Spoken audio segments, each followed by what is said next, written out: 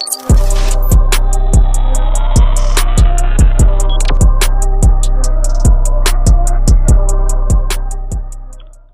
बच्चों, तो हम लोग class 11th physics chapter number 5 को रिवाइज करने वाले हैं।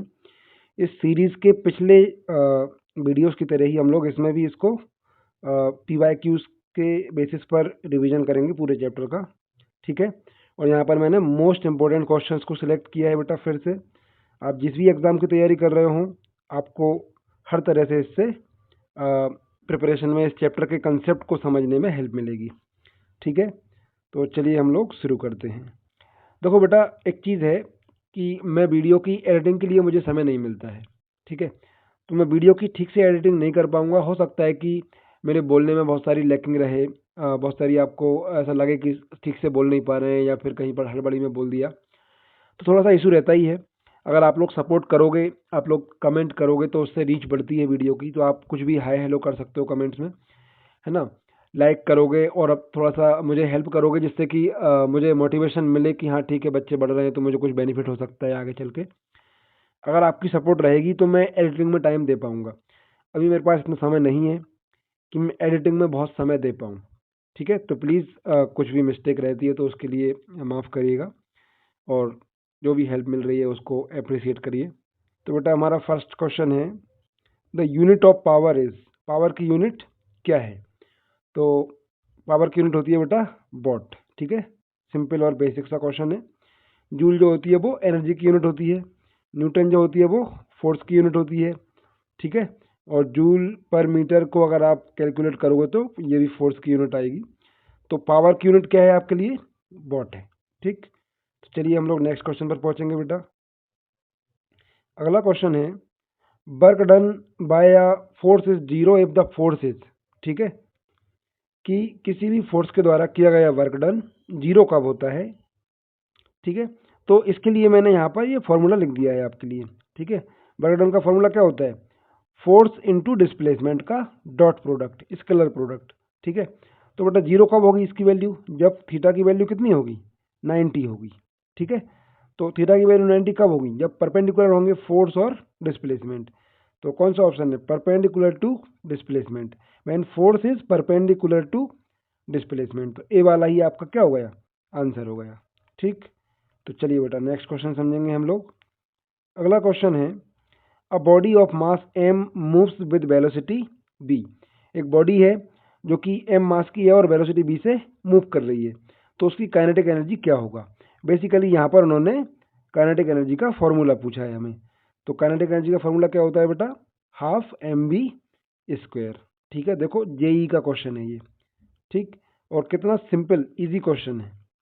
तो इस तरह के क्वेश्चंस भी आपके कॉम्पिटिटिव एग्जाम्स में पूछ लिए जाते हैं, ठीक है।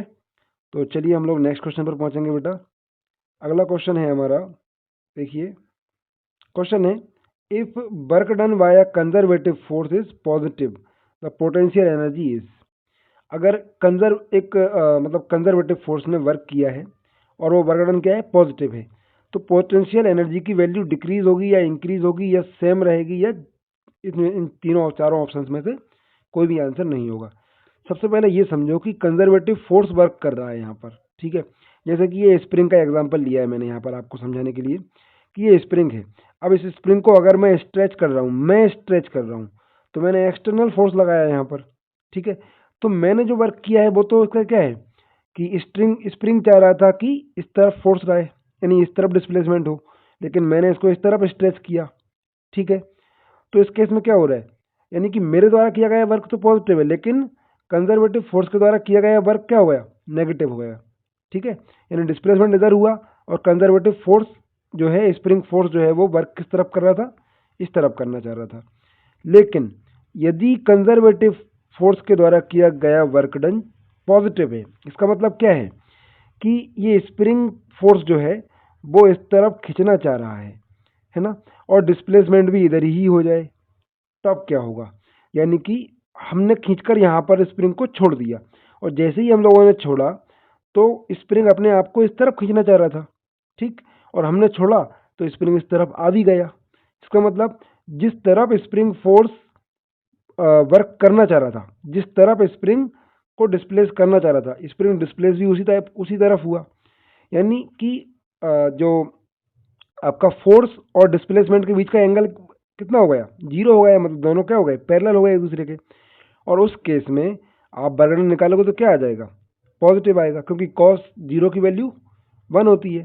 तो इसलिए यहाँ पर अगर हम लोग देखेंगे तो वर्क पॉजिटिव हुआ, लेकिन जो स्प्रिंग के अंदर जो पोटेंशियल एनर्जी थी, स्ट्रेच हुए स्प्रिंग के अंदर जो पोटेंशियल एनर्जी थी वो क्या हो गई, जीरो हो जाएगी। जैसे ही ये इधर आकर रिलैक्स हो जाएगा, है ना, इस कंडीशन में आ जाएगा, तो क्या होगा, इस स्प्रिंग में कोई पोटेंशियल एनर्जी नहीं रहेगी कंजर्व।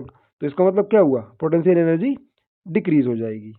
तो आपका आंसर कौन सा रहेगा इसका, बी वाला। ठीक है, उम्मीद है आपको समझ आ रहा होगा।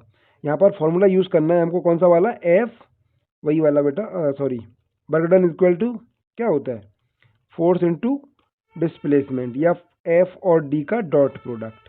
ठीक है, तो उस हिसाब से आप लोग अगर यहाँ पर मेजर करोगे तो आपकी वैल्यू क्या आएगी, पोटेंशियल एनर्जी की डिक्रीज होकर आएगी, मतलब कम हो जाएगी। ठीक है, तो चलिए बेटा हम लोग नेक्स्ट क्वेश्चन पर पहुंचेंगे। अभी हमारा अगला क्वेश्चन है, work done bye frictional force is always. एक फ्रिक्शनल फोर्स के द्वारा किया गया वर्क हमेशा क्या होता है। तो जैसे मैंने अभी अभी पहले समझाया है आपको, वही फॉर्मूला हम लोग फिर से यहाँ पर यूज़ करेंगे। वर्क डन क्या होता है, फोर्स इनटू डिस्प्लेसमेंट, और वहाँ पर कॉस थीटा भी आप ऐड कर दीजिए। ठीक, तो एक फ्रिक्शन फोर्स के द्वारा किया गया वर्क डन क्या होगा।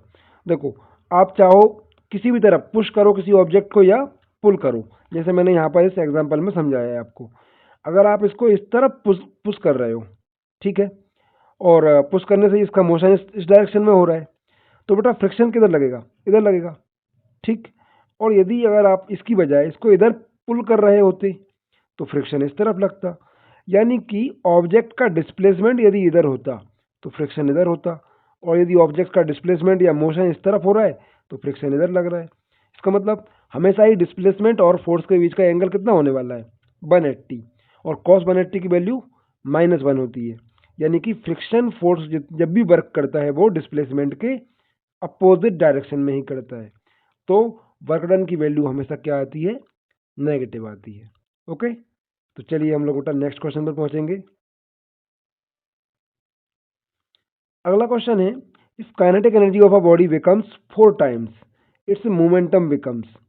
ठीक है, तो अगर काइनेटिक एनर्जी किसी ऑब्जेक्ट की 4 टाइम्स हो जाए, 4 गुनी हो जाए, तो उसका मोमेंटम कितने गुना होगा, या उसके मोमेंटम में कितना चेंज आएगा। तो ऑब्वियसली बेटा देखो, इसके लिए हम लोगों ने एक डेरिवेशन भी किया था। काइनेटिक एनर्जी और मोमेंटम के बीच का एक रिलेशन के लिए एक फॉर्मूला होता है। तो आप चाहो तो उस रिलेशन को इस तरीके से कह लो, या उसका फाइनल रिजल्ट यहाँ से समझ सकते हो। तो इस केस में आप लोग क्या देख पा रहे हो यहाँ पर, कि मोमेंटम की जो वैल्यू है वो क्या है बेटा, आपका 2m, यानी कि यहाँ से अगर हम लोग लेते हैं, इसको इधर ले आते हैं, तो मोमेंटम के स्क्वायर की वैल्यू क्या हो जाएगी, 2km। ठीक है, और अगर मोमेंटम की वैल्यू निकालोगे आप सीधा सीधा तो स्क्वायर रूट लग जाएगा। लेकिन यहाँ पर उन्होंने कहा क्या है इस केस में, कि आपकी काइनेटिक एनर्जी जो है वो 4 टाइम्स कर रहे हो, तो 2m के फॉर्मूले में आपने k की जगह पर क्या लगा दिया, 4 लगा दिया। मतलब कि काइनेटिक एनर्जी जो थी वो क्या हो गई, 4 टाइम्स हो गई।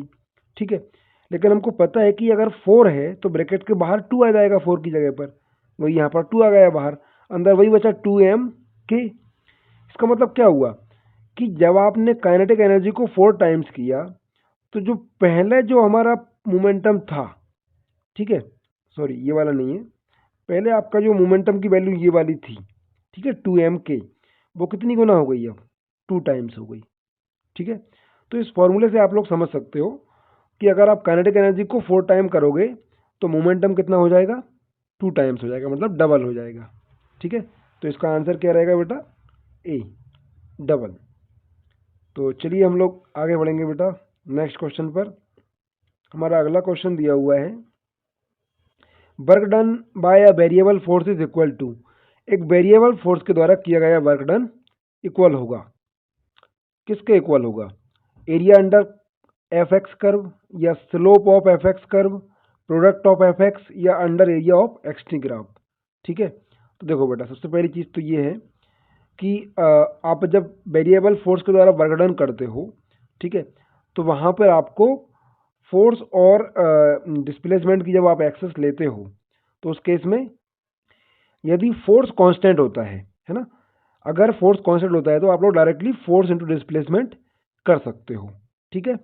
लेकिन यदि फोर्स कांस्टेंट नहीं है, वेरिएबल है, तो उस केस में आपको क्या करना पड़ेगा बेटा, इंटीग्रेशन करना पड़ेगा। और इंटीग्रेशन करता क्या है, integration area under the curve निकाल के हमको देता है, ठीक है। तो यानी कि आप सिंपल तरीके से समझोगे तब भी बेटा, अगर आपका फोर्स और डिस्प्लेसमेंट की एक्सिस है और फोर्स कांस्टेंट हो तो आपका वर्क डन क्या होता है, वैसे भी फोर्स इनटू डिस्प्लेसमेंट। और अगर आप यहाँ से देखो तो फोर्स की वैल्यू ये है और डिस्प्लेसमेंट की वैल्यू ये है, यानी कि अगर आप इसको रेक्टेंगल के तौर पर देखोगे तो ये क्या हो जाएगी, विड्थ, और ये हो जाएगी लेंथ। लेंथ इंटू विड्थ कर दोगे तो क्या आएगा, इसका एरिया आ जाएगा, है ना। और उसी तरीके से अगर फोर्स और डिस्प्लेसमेंट का इनटू होगा तो उस केस में क्या आएगा, वर्क डन आ जाएगा। यानी कि एरिया अंडर ग्राफ ही हमें क्या देता है, वर्क डन देता है, ठीक है। तो ये हम डायरेक्टली यूज कब कर सकते हैं इस फॉर्मूले को, जब आपको फोर्स कांस्टेंट दिया हो। लेकिन एक रैंडम केस के लिए जहाँ पर फोर्स की वैल्यू कुछ भी हो सकती है, कंटिन्यूअस चेंज कर रही है, ठीक है, तो उस केस के लिए आपको ये फॉर्मूला ही याद रखना है कि एरिया अंडर द कर्व क्या देगा, आपको वर्क डन देगा, ठीक है, वेरिएबल फोर्स के केस में। हालांकि कांस्टेंट फोर्स के केस में भी area under the curve he work done देता है, लेकिन वहां पर आपको एरिया निकालने की जरूरत नहीं पड़ती है, डायरेक्टली आप फोर्स और डिस्प्लेसमेंट का सीधा सीधा इंटू कर देते हो। लेकिन यहाँ पर आपको एरिया अंडर द कर्व निकालने के लिए क्या करना पड़ता है बेटा, इंटीग्रेशन का फॉर्मूले का, इंटीग्रेशन वाले फॉर्मूले का यूज करना पड़ता है, यानी कैलकुलस का यूज करना पड़ता है, ठीक है। तो आपका ए वाला ही इसका क्या हो जाएगा, आंसर हो जाएगा। तो चलिए हम लोग नेक्स्ट क्वेश्चन को देखेंगे बेटा। अगला क्वेश्चन है हमारा, if velocity of a body is doubled, एक बॉडी की वेलोसिटी को अगर हम डबल कर देते हैं, इट्स काइनेटिक एनर्जी बिकम्स, कितनी होगी, काइनेटिक एनर्जी कितने टाइम्स हो जाएगी। तो सीधी बात है, यहाँ पर आपको काइनेटिक एनर्जी का फॉर्मूला पहले से पता है, मैंने यहाँ पर लिख भी दिया है, ठीक है। अगर मैं वेलोसिटी को डबल कर देता हूँ तो ये मैंने वेलोसिटी को यहाँ पर क्या कर दिया, डबल कर दिया। अब डबल वेलोसिटी का भी तो स्क्वायर होगा, अगर वेलोसिटी का स्क्वायर हो रहा है तो, और अगर इसका स्क्वायर करेंगे तो कितना हो जाएगा, 4, और बी स्क्वायर का बी स्क्वायर रह जाएगा, 2 का 4 हो गया और बी स्क्वायर का बी स्क्वायर रह गया, ठीक है। अब इस 4 को आप कॉमन करके बाहर निकाल दीजिए। तो इनिशियली काइनेटिक एनर्जी कितनी थी, इतनी थी, और फाइनली काइनेटिक एनर्जी कितनी आ गई, इतनी काइनेटिक एनर्जी का, यानी कि इनिशियल का 4 टाइम्स आ गई। यानी कितना हो जाएगा, काइनेटिक एनर्जी हो जाएगी 4 टाइम्स, जिसके लिए आप लोग वर्ड यूज करते हो क्या, क्वाड्रुपल, है ना, या क्वाड्रिक, यानी कि 4 गुने उसमें चली जाएगी, ठीक है, 4 टाइम्स हो जाएगी। चलिए हम लोग आगे बढ़ते हैं। एक्चुअली बेटा कुछ टर्म्स होती हैं जिनको मुझे बोलने में बड़ी प्रॉब्लम होती है, तो प्लीज़ माइंड मत करिएगा। हम लोग नेक्स्ट क्वेश्चन पर पहुंचेंगे अभी। तो हमारा क्वेश्चन दिया हुआ है, when a spring is stretched the work done is stored as, जब एक स्प्रिंग को स्ट्रेच किया जाता है, खींचा जाता है, तो उसका वर्क डन किस फॉर्म में स्टोर होता है। तो ऑब्वियसली बेटा देखो, पोटेंशियल एनर्जी के रूप में ही स्टोर होता है।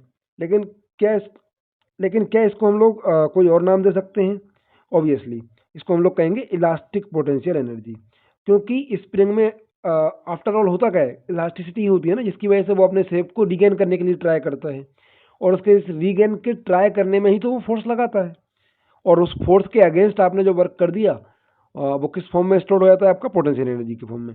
तो यहाँ पर आप उसको क्या कहोगे, इलास्टिक पोटेंशियल एनर्जी, ठीक है। इसके फॉर्म में ये इसका इस पर किया गया वर्क डन स्टोर होता है। चलिए बेटा हम लोग नेक्स्ट क्वेश्चन समझेंगे। तो हमारा अगला क्वेश्चन है, work energy theorem states that, work energy theorem क्या स्टेट करती है, यानी कि क्या कहती है, उसका स्टेटमेंट क्या है। तो वर्क एनर्जी थ्योरम का सिंपल सा स्टेटमेंट है बेटा कि वर्क डन किया गया, अगर आपको पता करना है किसी मूविंग बॉडी पर, तो उसके काइनेटिक एनर्जी में कितना चेंज आया उसको कैलकुलेट कर दीजिए, उतना ही आपका वर्क डन होगा, है ना। यानी कि change in kinetic energy is equal to work done, ठीक। कोई भी ऑब्जेक्ट मूव कर रहा है तो उसकी काइनेटिक एनर्जी में आप जितना चेंज करोगे उतना ही उसके ऊपर वर्क माना जाएगा।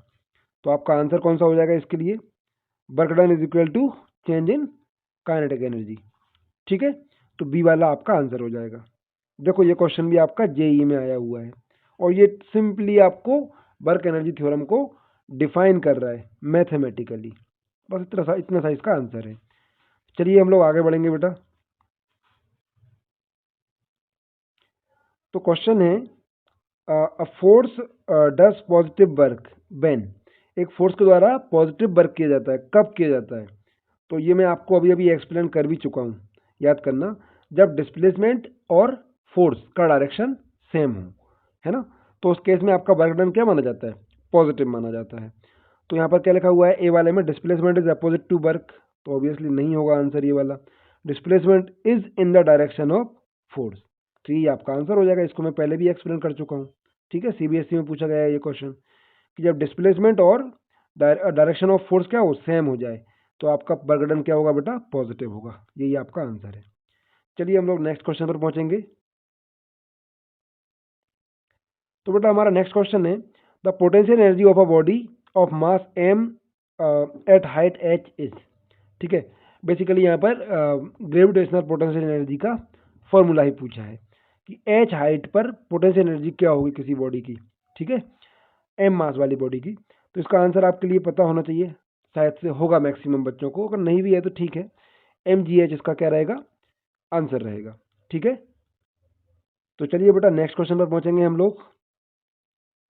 ओके, तो हमारा नेक्स्ट क्वेश्चन है when a body moves in a circular path the work done bye centripetal forces, ठीक है, जब कोई बॉडी सर्कुलर पाथ में मूव कर रही होती है तो उस पर किया गया सेंट्रीपिटल फोर्स के द्वारा वर्क डन जो है वो कितना होगा?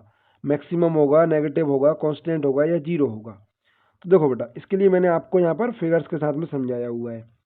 देखो, जब भी आप देखते हो सेंट्रीपिटल फोर्स का डायरेक्शन हमेशा क्या होता है? टेंजेंशियली होता है, यानी कि सेंटर की तरफ होता है, टेंजेंट के अलोंग, सॉरी, रेडियस के अलोंग, ठीक है।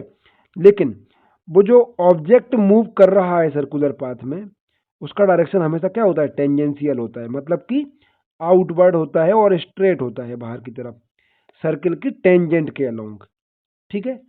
तो अब आपको ये भी पता होना चाहिए, हम 10 से पढ़ते आ रहे हैं कि रेडियस और टेंजेंट के बीच का एंगल हमेशा क्या होता है? 90 होता है। तो इसी चीज़ को अगर आप आगे समझोगे, मान लो इस तरीके से कोई ऑब्जेक्ट यहाँ पर मूव कर रहा है, ठीक है, तो बेटा क्या होगा? इस पॉइंट पर फोर्स का डायरेक्शन ये है सेंट्रीपिटल फोर्स का, और वेलोसिटी का डायरेक्शन क्या है? टेंजेंट के अलोंग है, एंगल 90।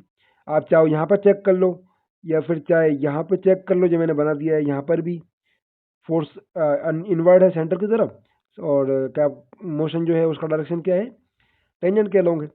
आप इस पूरे सर्किल में कहीं पर भी चेक कर लो, आपको हमेशा एंगल कितना मिलेगा? डायरेक्शन ऑफ मोशन और सेंट्रीपिटल फोर्स के बीच का एंगल 90 रहने वाला है हमेशा। और वर्क डन में जब आप F D S cos theta करोगे तो उस केस में क्या हो जाएगा? आपका कॉस थीटा की वैल्यू 90 रहेगी हमेशा, और हमेशा 90 रहेगी तो आपको वर्क डन क्या मिलेगा? जीरो मिलेगा। तो इसका आंसर क्या हो जाएगा आपका? जीरो।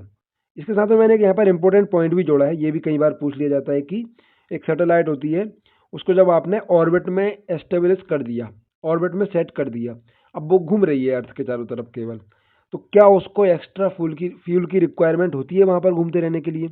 तो इसका आंसर है नहीं होती है, ठीक है। ये बहुत इंपॉर्टेंट पॉइंट है। क्यों नहीं होती है? इसका रीज़न यही है, क्योंकि वो वहाँ पर कोई वर्क नहीं कर रही है, ठीक है। तो चलिए हम लोग नेक्स्ट क्वेश्चन पर पहुंचेंगे बेटा। ठीक है, तो बेटा अगला क्वेश्चन है हमारा, a car moving at a speed V stops in distance X, एक कार है वी स्पीड से मूव कर रही है और उस पर ब्रेक अप्लाई किया गया तो वो एक्स डिस्टेंस पे जाकर रुक गई, ठीक है। तो उन्होंने कहा कि अगर स्पीड को डबल कर दिया जाए तो कितनी दूर जा करके रुकेगी? देखो बेटा, इसको हमको समझने के लिए पहले तो यहाँ पर इस इक्वेशन को समझो आप, है ना। तो ये इक्वेशन क्या है? आपकी थर्ड इक्वेशन ऑफ मोशन है। Final velocity is equal to, final velocity का square equal to initial velocity का एक बार स्क्वायर प्लस 2as, ठीक है। तो यहाँ पर सारी की सारी वैल्यूज को रख दीजिए। फाइनल वेलोसिटी क्या हो रही है? जीरो हो रही है, क्योंकि कार लास्ट में जाकर स्टॉप हो रही है, रुक रही है। और दूसरी चीज़, यहाँ पर जो एक्सेलरेशन है वो क्या है? नेगेटिव है, क्योंकि रिटार्डेशन हो रहा है, स्पीड कम होती जा रही है कंटिन्यूसली, तो रिटार्डेशन की वजह से नेगेटिव साइन आ जाएगा एक्सेलरेशन का, ठीक। और जब इन वैल्यूज़ को आप यहाँ पर पुट करोगे, इसकी वैल्यू को जीरो रखोगे, और इनिशियल वेलोसिटी को आप जब एक साइड ले जाकर सॉल्व करोगे इसको, इक्वेशन को, तो डिस्प्लेसमेंट या डिस्टेंस की वैल्यू क्या आ जाएगी? ये वाली आ जाएगी। अब यहाँ पर देखो आप, वी स्क्वायर की जगह पर, इनिशियल वेलोसिटी की जगह पर आप 2 लगा कर देखो, यहाँ पर डबल करो उसको, तो 2v0, है ना, और ये यहाँ पर स्क्वायर हो रहा है और नीचे क्या है 2a लिखा हुआ है। इस वाले फॉर्मूले की बात कर रहा हूँ मैं, ठीक है। तो जब ये 2 का स्क्वायर करेंगे तो ये 4 आ जाएगा बाहर बेटा, ठीक है। और v नॉट का स्क्वायर रह ही जाएगा अंदर, लेकिन इस पूरे एक्सप्रेशन के बाहर क्या आ जाएगा, ये वाला 4 आ जाएगा। उम्मीद है समझ आ रहा है आपको, यहाँ जी 4 आ जाएगा बाहर स्क्वायर होने की वजह से। तो डिस्प्लेसमेंट कितने गुना बढ़ गया, 4 गुना बढ़ जाएगा, ठीक है। पहला डिस्प्लेसमेंट आपका इतना था और बाद में डिस्प्लेसमेंट आपका बाहर 4 आ गया, मतलब कि 4 गुना हो गया, इतने से 4 टाइम्स हो गया, ठीक है। तो यानी कि अगर बी स्पीड में एक्स डिस्टेंस कवर करके रुक पा रही है कार, तो उससे डबल स्पीड में जब आप उसको उतने ही ब्रेक लगा कर रोकोगे तो वो कार 4 गुनी दूर जा करके रुकेगी, ठीक है। तो चलिए बेटा हम लोग क्वेश्चन अगला देखेंगे। हमारा अगला क्वेश्चन है work done in lifting a body depends on. एक बॉडी को लिफ्ट करने में वर्क डन किस चीज पर डिपेंड करता है। तो देखो आप पहले चीज तो ये समझो कि लिफ्ट करते हो तो आप कौन से फोर्स के अगेंस्ट वर्क कर रहे होते हो, आप ग्रेविटेशनल फोर्स के अगेंस्ट वर्क कर रहे होते हो, है ना। तो वहां पर ग्रेविटेशनल फोर्स में जो वर्क करते हो वो क्या होता है, mgh होता है, जो मैंने अभी आपको इससे पहले ही बताया था। तो आप जब किसी चीज को लिफ्ट कर रहे हो तो किस किस पर डिपेंड कर रहा है आपका वर्क, आपका जो फोर्स लगा रहे हो आप, वो किस किस चीज की वजह से बढ़ेगा। देखो मास ज़्यादा होगा तो भी आपको ज़्यादा फोर्स लगाना पड़ेगा, है ना, जी तो आपका फिक्स रहता ही है। दूसरी चीज़, आप जितनी हाइट तक ले जाओगे उतना ज़्यादा वर्क करोगे, डिस्प्लेसमेंट उतना ज़्यादा होगा। तो कहने का सेंस ये है कि आपका जो वर्क डन होगा वो मास पर और हाइट पर, दोनों पर डिपेंड करेगा। तो यहाँ पर कौन सा आंसर आ रहा है देखो आप, मास यानी बेट को आप मान सकते हो, बेट कह सकते हो इस चीज़ को।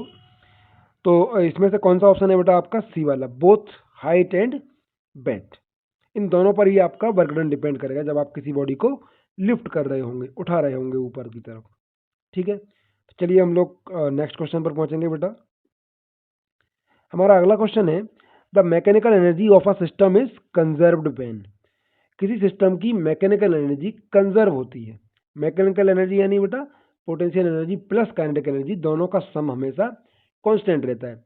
पोटेंशियल एनर्जी बढ़ सकती है समय के साथ तो काइनेटिक एनर्जी घट जाएगी, और जहां पर काइनेटिक एनर्जी बढ़ जाएगी तो वहां पर पोटेंशियल एनर्जी कम हो जाएगी, लेकिन दोनों एनर्जीज का सम जो रहेगा वो हमेशा कांस्टेंट रहेगा। लेकिन किस केस में, वही उन्होंने पूछा हुआ है। तो ऑप्शन समझते हैं। देखो पहला ऑप्शन क्या दिया हुआ है, ओनली कंजर्वेटिव फोर्सेस, ठीक है, एक्स। तो ये बेटा मेरे हिसाब से पहला ही आंसर हमारा सही है कि कंजर्वेटिव फोर्सेस के केस में ही क्या होता है, आपकी मैकेनिकल एनर्जी कंजर्व रहती है, क्योंकि वहां पर कंजर्वेटिव फोर्सेस एनर्जी को स्टोर करने की क्षमता रखते हैं। नॉन कंजर्वेटिव फोर्सेस का आंसर तो होगा ही नहीं। फ्रिक्शन फोर्स भी नॉन कंजर्वेटिव है, ये भी आंसर में नहीं आएगा। एयर रेसिस्टेंस, ये भी एक तरह का फ्रिक्शन ही है, ठीक है, तो ये भी नहीं आएगा। ऑब्वियसली आपका आंसर कौन सा हो जाएगा, ओनली कंजर्वेटिव फोर्सेस एक्ट कर रहे हो तभी आपकी मैकेनिकल एनर्जी स्टोर रहेगी। तो चलिए बेटा नेक्स्ट क्वेश्चन समझेंगे।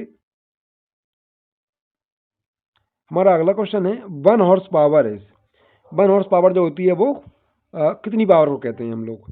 तो देखो अगर इसको हम लोग वाट में देखेंगे बेटा तो वन हॉर्स पावर होती है 746 वॉट, ठीक है, 746 वॉट जो होती है, इतनी पावर को हम लोग वन हॉर्स पावर कहते हैं। इसके साथ में कुछ और नोट्स मैंने यहाँ पर बना के लाया हूँ।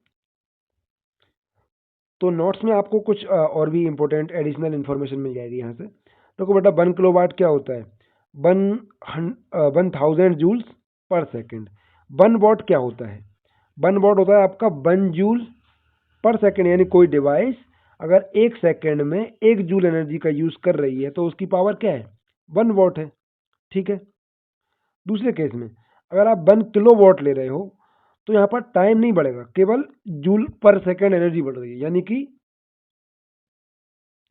यानी एक 1000 जूल एनर्जी को यूज कर रहा है कोई डिवाइस 1 सेकेंड में ही, तो उस डिवाइस की पावर क्या है, 1 किलो वॉट है, ठीक है। अब ये पावर की बात कर ली हम लोगों ने। 1 किलो वॉट आवर एनर्जी की भी एक यूनिट होती है, हालांकि ये पढ़ने में ऐसा लगता है कि ये पावर की यूनिट है, किलो वॉट आवर करके, है ना, लेकिन ध्यान रखना पावर की यूनिट केवल किलो वॉट है।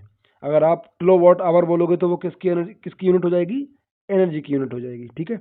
अब 1 किलो वॉट आवर कितनी एनर्जी होती है, ऑब्वियसली देखो आप 1 किलो वॉट कितनी पावर को कह रहे थे, 1000 जूल्स, ठीक है। अब आवर में कितने जूल्स यूज हो रहे हैं वो और निकाल लो। 1 किलोवाट में कितने जूल एनर्जी यूज होती है पर सेकेंड? 1000 जूल। ठीक है, अब 1000 जूल एक सेकेंड में कोई डिवाइस यूज कर रही है तो एक घंटे में कितनी करेगी? बस यही मेन पॉइंट है इसका।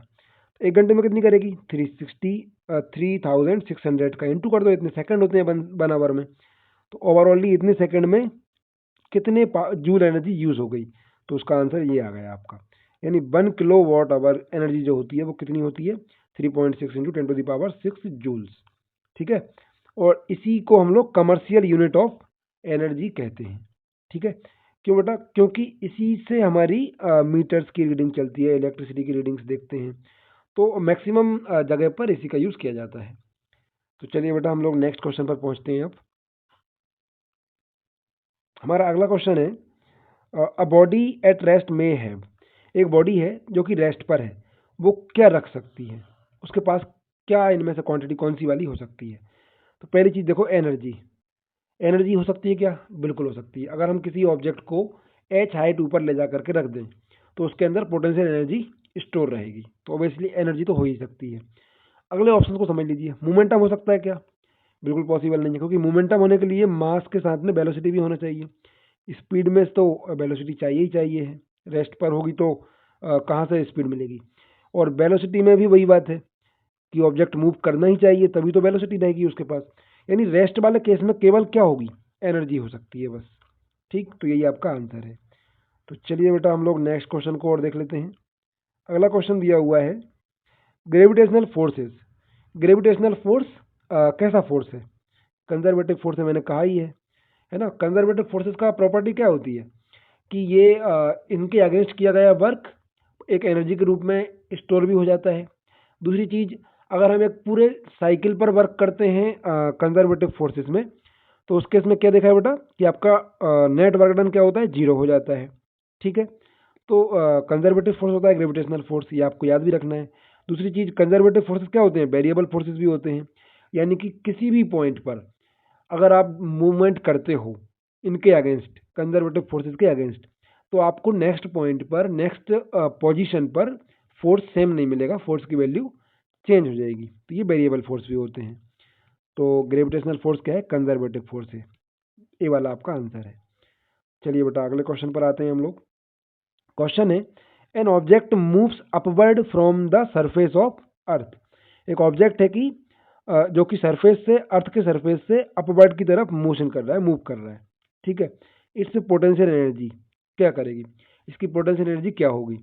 तो बेटा ये तो तीसरी बार सेमी क्वेश्चन आ गया है आपका। mgh फॉर्मूले को आप देख करके समझ लो इसकी एनर्जी क्या होनी चाहिए। जैसे जैसे हाइट बढ़ेगी आपकी पोटेंशियल एनर्जी भी बढ़ेगी, इसका मतलब इंक्रीज करेगी। इसका आंसर क्या हो जाएगा आपका? ए वाला। तो बेटा इतने ही हमारे क्वेश्चन थे इसके। और देखिए ये सारा का सारा कंसेप्चुअल रिवीजन होना था आपका इससे। और मैं आपको विश्वास दिलाता हूँ, वर्क एनर्जी एंड पावर वाले चैप्टर का सारा कंसेप्ट आपको मैंने यहाँ पर एक्सप्लेन कर दिया है 20-22 क्वेश्चंस में ही। ओके, तो बेटा वीडियो हमारा यहीं तक था।